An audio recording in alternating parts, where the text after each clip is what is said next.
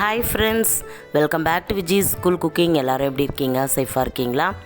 இன்றைக்கி நம்ம சேனலில் ரம்ஜான் ஸ்பெஷல் இஃப்டர் ட்ரிங்க் தான் பார்க்க போகிறோம். ரொம்ப டேஸ்ட்டாக, ரொம்ப சிம்பிளான மெத்தடில் டேஸ்ட்டாக எப்படி செய்யலான்னு பார்க்கலாம். இதை நீங்கள் சம்மர் டைமில் கூட இந்த ட்ரிங்க்கை நீங்கள் செஞ்சு குடிக்கலாம். இப்போ வாங்க ஃப்ரெண்ட்ஸ், இதை எப்படி செய்யலாம் நம்ம வீடியோக்குள்ளே போய் பார்க்கலாம். நம்ம சேனலை சப்ஸ்கிரைப் பண்ண மறந்துடாதீங்க. இப்போது இந்த இஃப்டர் ட்ரிங்க் செய்யறதுக்கு முதல்ல நான் ஒரு 100 கிராம் அளவுக்கு ஜவ்வரிசியை ஒரு மணி நேரம் ஊற வச்சு எடுத்திருக்கேன். நல்லா 2-3 தடவை வாஷ் பண்ணிவிட்டு ஒரு 1 ஹவருக்கு முன்னாடி நீங்கள் ஊற வச்சுடுங்க. ஊற வச்சு எடுக்கும்போது நம்மளுக்கு சீக்கிரமாக வேக வச்சு எடுக்கிறதுக்கு ஈஸியாக இருக்கும். இப்போது ஒரு பேனில் நான் 1 கப் அளவுக்கு தண்ணி விட்டு இந்த ஜவ்வரிசியை நல்லா வேக வச்சு எடுத்துக்கிறேன். ஜவ்வரிசி நல்லா வெந்துட்டுருக்கு. நல்லா இது போல் கண்ணாடி பதம் வரணும். இப்போ இதை நாம் ஃபில்டர் பண்ணிக்கலாம். ஃபில்டர் பண்ணிவிட்டு எடுக்கும்போது நம்மளுக்கு அந்த ஜவ்வாக இருக்காமல் தனித்தனியாக வரும் ஜவ்வரிசி. அதுக்காக இப்போ அது ஒரு ஓரமாக இருக்கட்டும். அடுத்ததாக ஒரு 100 கிராம் அளவுக்கு நான் சைனா கிராஸ் எடுத்திருக்கேன். இதை அகர் அகர்னு சொல்லுவாங்க. சூப்பர் மார்க்கெட்டில் ரொம்பவே குறைவான விலையில் தான் இது கிடைக்கும்.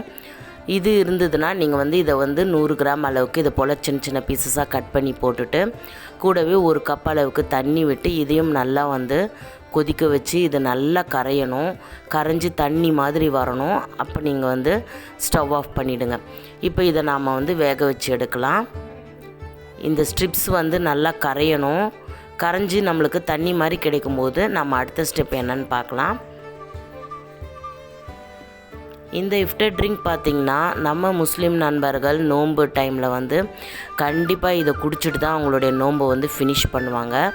இப்போ பார்த்திங்கன்னா நம்மளுடைய அகர் நல்லா கரைய ஆரம்பிச்சிருக்கு. இது நல்லா கரைஞ்சி அந்த தண்ணியாக இருக்கணும். அப்போ தான் நம்மளுக்கு கரெக்டான அந்த ஜெல்லி கிடைக்கும். இப்போ பார்த்திங்கன்னா இன்னும் கொஞ்சம் கரையாமல் இருக்குது. இது இன்னும் கொஞ்சம் ஒரு 5 நிமிஷம் நல்லா கொதிக்க வச்சு எடுத்துடலாம். இப்போது நல்லா கரைஞ்சதுக்கப்புறமா நீங்கள் ஒரு 1/2 கப் அளவுக்கு சர்க்கரை சேர்த்துட்டு நல்லா கலந்து கொடுத்துருங்க. சர்க்கரையும் நல்லா கரைஞ்சி நம்மளுக்கு தண்ணி போல் இருக்கணும். இப்போ பார்த்திங்கன்னா தெரியும். இப்போ நம்ம ஸ்டவ் ஆஃப் பண்ணிவிட்டு இதை ஒரு 2 ட்ரேயில் ஊற்றி வச்சுக்க போகிறேன். நான் இன்றைக்கி 2 கலர் ஜெல்லி செய்ய போகிறேன். உங்களுக்கு தேவைப்பட்டால் நீங்கள் நிறைய கலர்ஸ் கூட நீங்கள் ஜெல்லியை ட்ரை பண்ணலாம். நான் pink colour and green colour இது 2 தான் இன்றைக்கி ட்ரை பண்ண போகிறேன். இது போல் 2 ட்ரே வச்சுட்டு நீங்கள் அதில் இந்த ஜெல்லியை அதில் ஊற்றிடுங்க. இதில் கொஞ்சம் அதில் கொஞ்சம் நீங்கள் ஊற்றிட்டு சூடாக இருக்கும் போதே இந்த ப்ராசஸ் நீங்கள் செய்யணும். இப்போ ஊற்றியாச்சு. இப்போ இந்த ஜெல்லி நீங்கள் இப்படியே விட்டிங்கன்னா ஒயிட் கலரில் இருக்கும். நீங்கள் இதுக்கு கலர் சேர்க்கணும் அப்படின்னா இதில் நான் பிங்க் கலரும் க்ரீன் கலரும் நான் சேர்க்க போகிறேன். அதுக்கு பார்த்தீங்கன்னா பிங்க்கில் நான் ரோஸ் எசன்ஸ் எடுத்திருக்கேன். நீங்கள் ஃபுட் கலர் வச்சுருந்தா கூட நம்ம கேசரிக்கெலாம் போடுவோம்ல, ரெட்டு க்ரீனு எல்லோன்னு, அதை கூட நீங்கள் இதில் சேர்த்துக்கலாம். நான் ஃப்ளேவரும் கொடுக்குறோம் அப்படின்றதுக்காக இதை போல் எசன்ஸாக நான் எடுத்திருக்கேன். இது ரோஸ் எசன்ஸ், ரோஸ் மில்க்லாம் செய்வோம்ல அந்த எசன்ஸ். இது 1 ஸ்பூன் அளவுக்கு விட்டு நல்லா மிக்ஸ் பண்ணி எடுத்துருங்க. அடுத்ததாக அந்த சைடு க்ரீன் கலர் நல்லா கொஞ்சம் டார்க்காகவே நீங்கள் விட்டுக்கலாம். ஏன்னா நம்மளுக்கு ஜெல்லி கொஞ்சம் டார்க்காக கிடைக்கும். ஏன்னா நம்ம ஆல்ரெடி ரோஸ் மில்க் ரோஸ் கலரில் இருக்கும். இது கொஞ்சம் இன்னும் நல்லா டார்க் ரோஸ் கலரில் கிடைக்கும் நம்மளுக்கு. அடுத்ததாக க்ரீனுக்கு நான் பிஸ்தா ஃப்ளேவர் எடுத்திருக்கேன். இந்த எசன்ஸ் சேர்க்கும்போது உங்களுக்கு நீங்கள் தனியாக இதில் ஃப்ளேவர்னு எதுவும் நீங்கள் சேர்க்க வேண்டியதில்லை. அதாவது ஏலக்காய், இந்த வெனிலா எசன்ஸ் அது மாதிரி நீங்கள் எதுவுமே சேர்க்க வேண்டியதில்லை. இது மார்க்கெட்டில் பார்த்திங்கன்னா ரொம்ப குறைவு தான். ஒரு 20 to 30 ரூபாய்க்குள்ளே தான் இது இருக்கும். இப்போ 2ம் கலந்து வச்சாச்சு. அதை அப்படியே செட் பண்ண விட்டுருங்க. அது நல்லா நார்மல் டெம்பரேச்சரில் அப்படியே விட்டுடலாம். அடுத்ததாக ஒரு பேன் வச்சுட்டு நான் 1/2 லிட்டர் ஆரோக்கியா பால் எடுத்திருக்கேன். நல்லா திக்கான பாலை எடுத்துக்கோங்க. நீங்கள் பசும்பாலாக இருந்தாலும் ஓகே. 1/2 லிட்டருன்றது நீங்கள் 1 லிட்டர் 1/2 லிட்டர்லேயே பார்த்திங்கன்னா ஒரு 3-4 கிளாஸ் வந்தது எனக்கு. நீங்கள் 1 லிட்டர் கூட எடுத்துக்கலாம், உங்களுடைய விருப்பம். நல்லா திக்காக இருக்கணும் பால். இப்போ பால் சேர்த்தாச்சு. ரொம்ப திக்காக இருக்கிறதுனால நான் இதில் கொஞ்சமாக தண்ணி விட்டுக்கிறேன். ஏன்னா நம்ம இது திக்காகிறதுக்கு இன்னொரு இன்க்ரீடியன்ஸும் நம்ம சேர்க்க போகிறோம். ஸோ ரொம்ப திக்காக இருந்தால் நம்மளுக்கு க்ரீமி மாதிரி கிடைக்கும் அந்த ட்ரிங்க்கு. அதனால் கொஞ்சமாக நீங்கள் தண்ணி சேர்த்துட்டு நீங்கள் ஒரு 1/2 கிளாஸ் அளவுக்கு தண்ணி கூட நீங்கள் சேர்த்துட்டு பாலை நல்லா கொதிக்க வச்சு எடுங்க. இப்போ ஸ்டவ் ஆன் பண்ணிவிட்டு நான் வச்சுட்டேன். இப்போ பால் நல்லா கொதிக்கட்டும். இப்போ பால் நல்லா கொதிக்க ஆரம்பிச்சிடுச்சு. இப்போ நான் கொஞ்சமாக இதில் தண்ணி சேர்த்துக்கிறேன். நான் முன்னாடியே சொன்ன மாதிரி ஒரு அரை கிளாஸ் அளவுக்கு நான் கொஞ்சமாக தண்ணி சேர்த்துக்கிறேன் பால் கொதிக்கிறதுக்கு முன்னாடி. இப்போ பால் நல்லா பொங்கி வந்துடுச்சு, பார்த்தா தெரியும் உங்களுக்கு, நல்லாவே பொங்கி வந்திருக்கு. இப்போது இந்த ஸ்டேஜில் நாம் என்னென்ன இன்க்ரீடியன்ட் சேர்க்கலான்னு பார்க்கலாம். நல்லா ஒரு கரண்டி ஒன்று வச்சுட்டு நல்லா கலந்து கொடுத்துருங்க. அந்த ஆடையெல்லாம் எடுத்து பால்லே விட்டுருங்க. அந்த பால் ஐடெல்லாம் இருக்கும் இல்லைங்களா சைடில், அதெல்லாம் கரண்டிலே எடுத்து விட்டுருங்க. அடுத்ததாக பார்த்திங்கன்னா நான் கொஞ்சம் பாதாம், கொஞ்சம் பிஸ்தா, கொஞ்சம் முந்திரி, இதில் நீங்கள் எந்த நட்ஸ் வேணாலுமே சேர்க்கலாம். இதை நல்லா கிரைண்ட் பண்ணிவிட்டு சேர்த்துக்கலாம். மிக்ஸி ஜாரில் போட்டு கோர்ஸாக, ரொம்ப பொடியாக தேவையில்ல, இந்த அளவுக்கு கோர்ஸாக அரைச்சா போதும். இதை நாம் இப்போ இந்த பாலில் சேர்த்துக்கலாம். பால் நல்லா கொதிக்க ஆரம்பித்ததுக்கப்புறம் தான் நீங்கள் இதை சேர்க்கணும். சேர்த்துட்டு நல்லா மிக்ஸ் பண்ணிக்கலாம். நம்மளுக்கு அந்த ட்ரிங்க்கு குடிக்கும்போது ரொம்பவே டேஸ்ட்டாக இருக்கும். இது அங்கங்கே வாயில் கடிப்படும்போது ரொம்பவே டேஸ்ட்டாக இருக்கும்.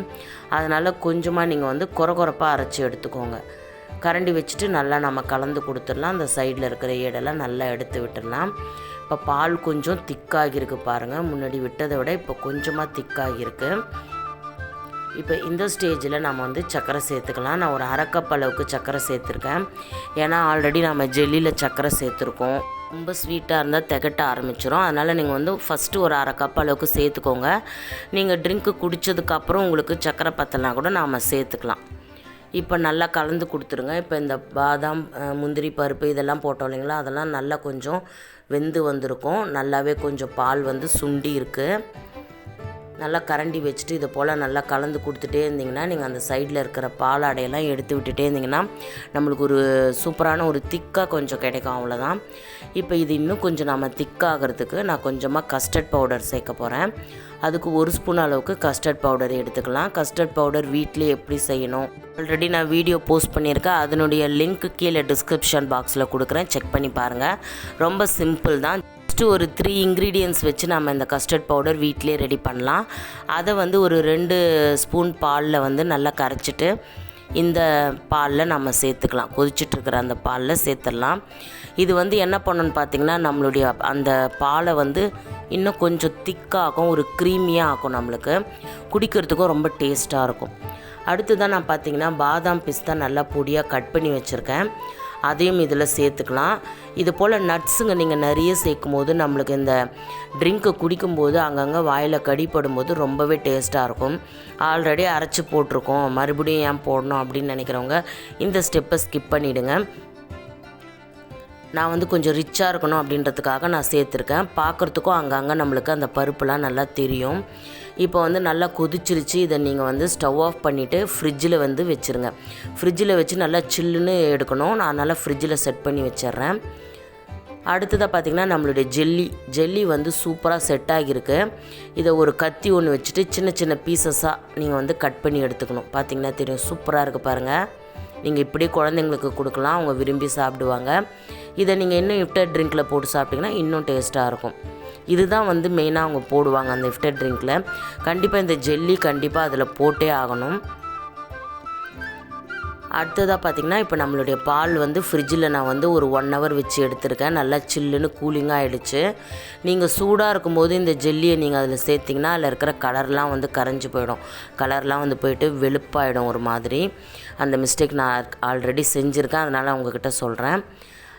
நல்லா ஃப்ரிட்ஜில் வச்சுட்டு நல்லா கூலிங் ஆனதுக்கப்புறம் நீங்கள் நம்ம ஆல்ரெடி எடுத்து வச்சுருந்தோம்ல ஜவ்வரிசி, அதை இதில் சேர்த்துருங்க. சேர்த்துட்டு நம்ம ஜெல்லியும் சேர்த்துடலாம். இப்படியே நீங்கள் குடித்தாலும் சூப்பராக இருக்கும்.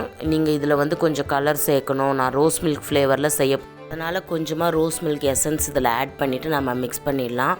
அவ்வளோதான் ஃப்ரெண்ட்ஸ், நம்மளுடைய இஃப்டர் ட்ரிங்க் சூப்பராக ரெடி ஆகிடுச்சு. நான் முன்னாடியே சொன்ன மாதிரி நீங்கள் இதை ரம்ஜான் டைமில் தான் செய்யணும்னு அவசியம் இல்லை. சம்மர் டைமில் குழந்தைங்களுக்கு கூலிங்காக சில்லுன்னு இதை மதியம் டைமில் செஞ்சு கொடுத்திங்கன்னா ரொம்பவே டேஸ்ட்டாக அவங்க விரும்பி சாப்பிடுவாங்க. ஓகே ஃப்ரெண்ட்ஸ், இந்த வீடியோ கண்டிப்பாக உங்களுக்கு பிடிச்சிருக்குன்னு நினைக்கிறேன். இந்த ரெசிபி கண்டிப்பாக உங்களுக்கு பிடிச்சிருக்குன்னு நினைக்கிறேன். கண்டிப்பாக உங்கள் வீட்டில் ட்ரை பண்ணிவிட்டு கமெண்ட்ஸில் எப்படி இருந்துச்சுன்னு எனக்கு ஷேர் பண்ணுங்கள். நம்ம சேனலை சப்ஸ்கிரைப் பண்ணிக்கோங்க. இப்போ கூடவே இருக்கிற பெல் ஐக்கானும் அதில் செட் பண்ணிக்கோங்க. அதான் நான் போடுற வீடியோ உங்களுக்கு உடனுக்குடன் நோட்டிஃபிகேஷனாக வரும். நெக்ஸ்ட் ஒரு இன்ட்ரெஸ்டிங்கான வீடியோவில் சந்திக்கலாம். Until then it's by from Viji. Thanks for வாட்சிங்.